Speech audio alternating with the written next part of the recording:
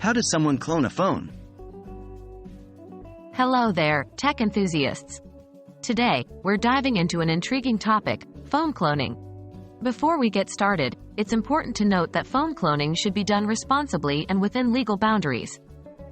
Misuse can lead to severe penalties under the law. This video is intended purely for educational purposes, so let's jump right in. What is phone cloning?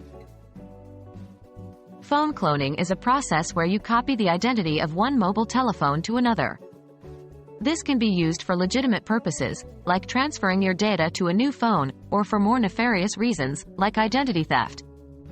Cloning involves transferring the IMSI, International Mobile Subscriber Identity, and the IMEI, International Mobile Equipment Identity, numbers from one cell phone to another.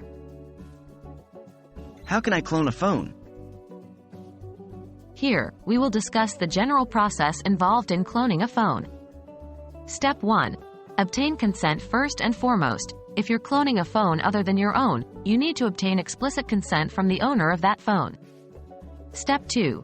Choose a phone cloning app. There are a variety of phone cloning apps available, such as Dr. Phone, Phone Clone, or Mobile Edit. Download the app of your choice on both the source and target phones. Step 3. Initiate the cloning process. Follow the app's instructions to initiate the cloning process. This typically involves selecting the data you want to clone, like contacts, messages, photos, and then starting the process. Step 4. Complete the cloning process. Wait for the process to complete, then verify the cloned data on the target phone. What are the risks involved? While cloning a phone can be helpful, it also carries risks. Cloning can expose sensitive information, making it potentially accessible to unauthorized individuals. Misuse of this technology can lead to legal repercussions. Always use phone cloning responsibly, and protect your personal data. And there you have it, a quick and straightforward rundown of phone cloning.